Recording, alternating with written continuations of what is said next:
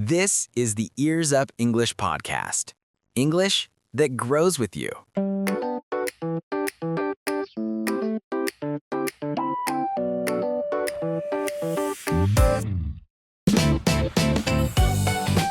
Welcome to Ears Up English, where your listening becomes stronger and your speaking becomes smoother.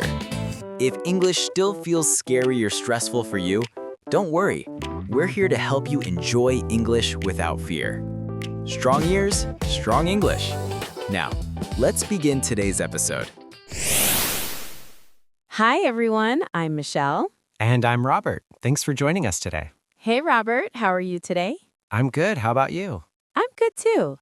And you know, it's almost that time of year in Japan.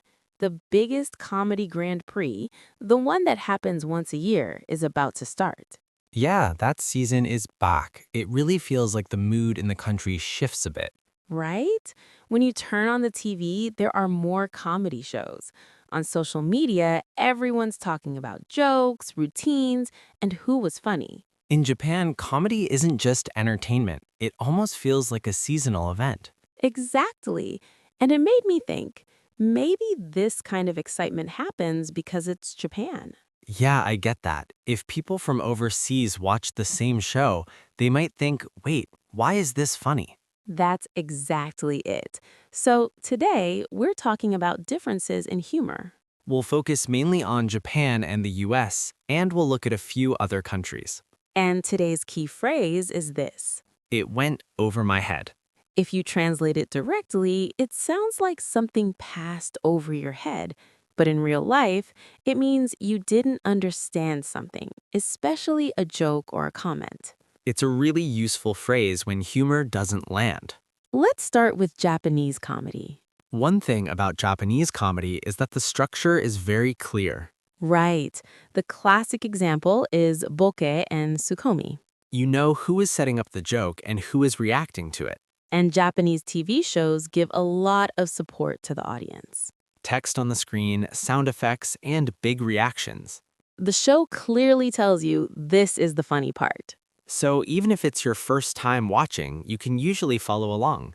Japanese comedy also focuses a lot on sharing the atmosphere. Everyone watches together and laughs at the same timing. The reactions from other people on the show are part of the joke too. It's not just the comedians, the whole environment creates the humor. That gives a lot of comfort to the audience. Even if you don't fully get it, you can tell when you're supposed to laugh. On the other hand, that also means the humor depends a lot on context and atmosphere. If you think about it, Japanese comedy is actually very kind to the audience. Yeah, it's designed so that many different people can enjoy it. Kids, adults, people who are tired after work, you don't have to think too hard. Making something easy to understand is actually really hard. Exactly. Timing, reactions, editing, everything is carefully planned. It really feels like a team sport. Everyone works together to create one laugh.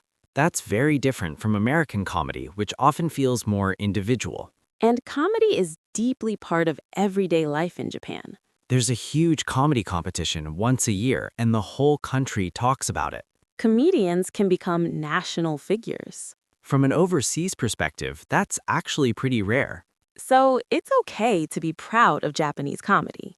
Now let's talk about American comedy. One big difference is that it doesn't explain itself. Right, even if you don't get the joke, the show keeps going. Stand-up comedy is especially important in the US. One person on stage talking about their own experiences and views. The audience laughs if they relate to that perspective. That means background knowledge really matters.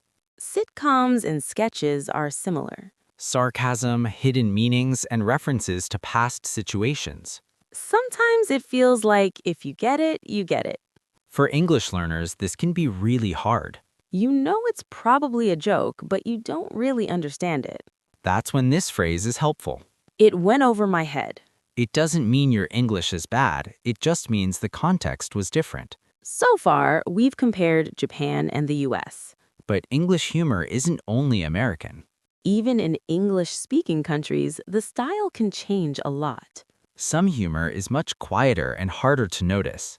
A famous example is British humor. Dry humor. People say something serious without changing their facial expression. They don't explain the joke or show you when to laugh. Even native speakers sometimes wonder if it was a joke. That's why it's often used as an example when talking about humor that's hard to catch. But the UK isn't the only case. Canada is closer to the US, but the tone is often softer. Australia can be very casual, and teasing gets stronger as people get closer. Across countries, one thing is the same. Humor is part of culture, not just language. So what should you do when you don't get a joke? First of all, you don't have to force yourself to laugh. Fake laughter is easier to notice than people think. This is where this phrase comes in. It went over my head. It doesn't sound rude. It doesn't sound ignorant. It doesn't blame the other person. And saying you didn't get it can actually make the conversation better. Small talk and jokes aren't tests. They're about sharing the moment. All right, so now let's listen to today's dialogue. That meeting yesterday was way too long. It felt like a director's cut of a movie. Sorry, what do you mean? I mean, it was longer than it needed to be. Oh, I see. At first I didn't realize it was a joke. It went over my head. That's totally fine. English jokes can be tricky. Yeah, it's really different from Japanese humor. Honestly, Japanese comedy goes over my head sometimes too. That actually makes me feel better. That dialogue feels very real. Ben's joke uses a cultural reference. If you don't know that phrase, it's hard to catch. Kaori doesn't pretend to laugh. She's honest and relaxed. And it went over my head is the key. She's not saying Ben made a bad joke. She's just saying it was difficult for her. That keeps the mood comfortable. And Ben responds with empathy. Now the joke becomes something they share. In real life, this happens a lot at work. A lot of people just smile and stay quiet. But that doesn't really help the conversation. If you say it went over my head, it can lead to an explanation or even a small connection. Yeah, and the way you say it matters too. When you say it, keep it casual. It went over my head. Exactly. Say it lightly like it's no big deal. And that's what we talked about today. Different countries laugh in different ways. Not getting a joke is not a failure. Not getting a joke just means the culture was different. And that's why today's phrase is so useful. All right, everyone, that's today's episode of Ears Up English. Strong ears, strong English. Keep training your ears every day. Try the phrase from today's episode and see how it changes your conversations. We'd love to hear how it works for you. And if you enjoy our podcast, we'd really appreciate it if you hit the like button. And don't forget to subscribe to our channel so you never miss a new episode. Join us again next time for more friendly everyday English. Take care and keep your ears up. Bye.